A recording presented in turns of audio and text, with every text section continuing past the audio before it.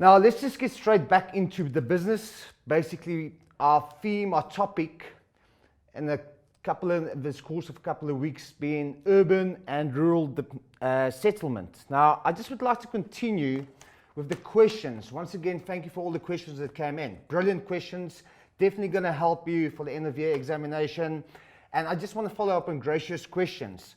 And she asked about the diagram regarding the movement of people from rural areas to urban areas. Now, I just quickly want to answer these questions. Now, we've looked at this in the previous lesson. Rural areas is where we focus on primary activities, such as forestry, fishing, farming, and mining. It's usually primary activities, and we look at urban areas, usually focus on secondary, tertiary, and quaternary activities. And we looked at the pull and push factors that happens between these two different types of settlements. Why do people leave rural settlements? And why do people want to go to urban settlements? That's the pull and push factors that we discussed. But let's just quickly go and have a look at the question. Now, just to revise, we did discuss the pull and push factors the last time. The question states, define the term rural-urban migration. Now, define it, it means is the movement of people from rural areas to urban areas.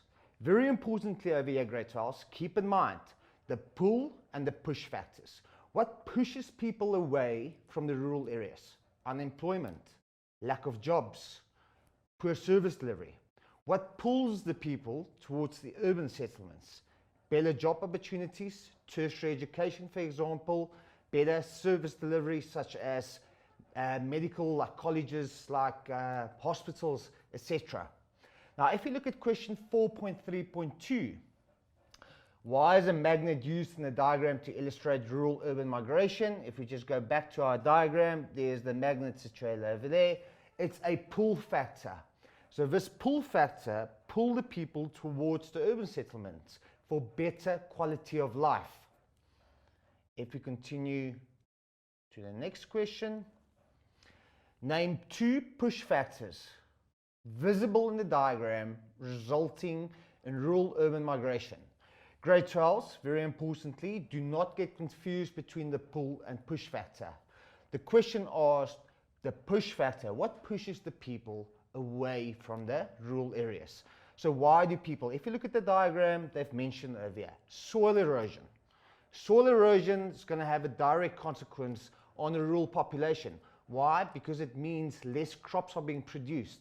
When less crops are being produced, it means more people is going to be unemployed, and probably the farmer won't need so many people to employ anymore. If we look at over here, poor crop production, that may be because of floods, it might be because they have experienced a drought, very importantly. And if you look at another push factor, no roads. Now that comes down to infrastructure. Now, many rural areas lack proper infrastructure, such as sewerage, housing, water and electricity, and roads also fall underneath infrastructure. If we look at our next question, state two ways in which rural-urban migration impacts on the rural community.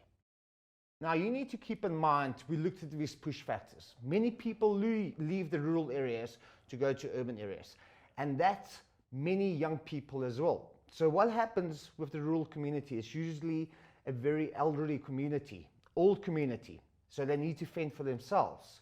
So many businesses and shops might close because they don't have enough people to provide the businesses to, such as services. So it may lead to the depopulation of rural areas, and it might lead to economic crisis of many small, not buildings, but shops closing down because they do not have enough customers in the rural area. Now, our last question I want to focus on, 4.3.5, in a paragraph of 8 lines, discuss sustainable measures that can be introduced in rural areas to reduce rural-urban migration. Now, what does sustainable mean? What does that concept mean? It means to be able to conserve in such a way that we don't have enough in future. Now, what can we do in rural areas to promote it? What can we do to stop people moving away from rural areas? We can promote tourism. Many small towns promote tourism in their towns. For instance, Clarence, small town in the Free State, having music festivals, having cherry festivals. Knysna is another example. Promotes the Oyster Festival.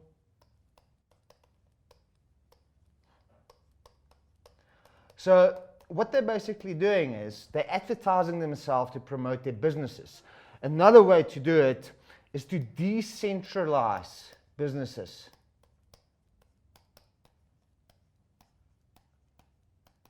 Now, many of our urban areas are overpopulated, congested. So it's a great idea to maybe take your business and move it to surrounding rural areas.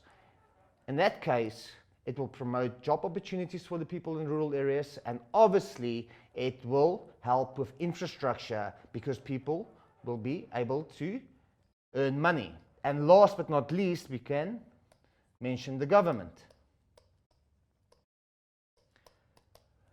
The government can better service deliveries.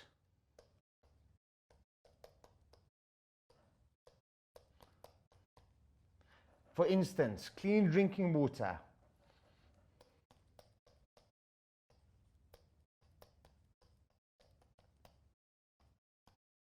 Very importantly, sewage and electricity. Now, these are just three of the basic needs, but government can also improve schools, clinics, and hospitals. And that will definitely shrink the movement of people from rural to urban settlements.